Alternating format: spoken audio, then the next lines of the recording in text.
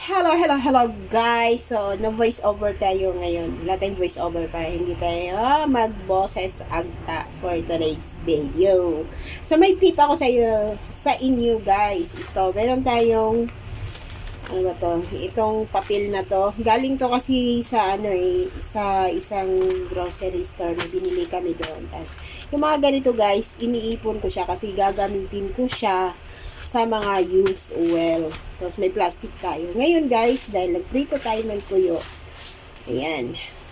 Ito yung pinagpritohan natin. Ayan yung pinagpritohan natin ng tuyo. Diba? So, iniiwasan ko yan na magtapon sa lababo kasi maaring yan ang dahilan ng pagbabara. So, ngayon, ang gagawin ko is gagamitan ko nitong papel na ito.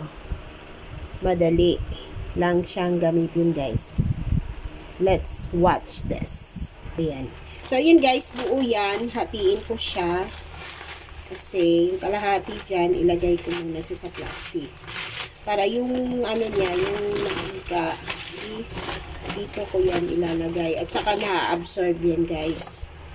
Since yung mantika kasi ng pinagprituhan natin tuyo guys, is hindi na natin yan magamit ng paulit-ulit. So, ganito yung gagawin natin guys.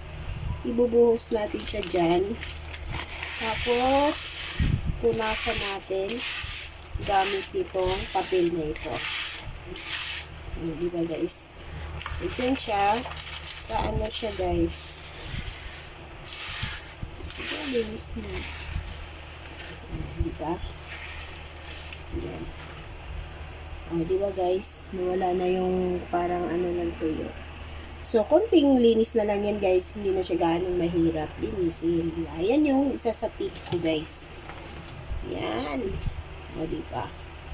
So, yan guys. Gawin natin dito, bago natin itapon sa basurahan, isitatali natin to para hindi siya pakalat-kalat. At saka, itong pinagprituhan kasi natin ng tuyo, nangangamoy yan.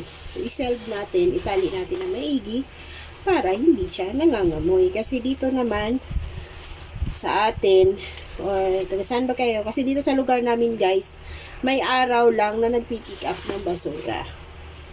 Tatali natin siya para hindi pag bumukas tayo or may itapon tayo sa basura, hindi siya gano'n na nangangamoy.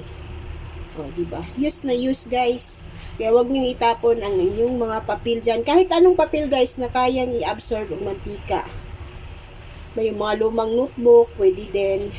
Hindi na nagagamit. Ayun, ganun gawin mo. Diba?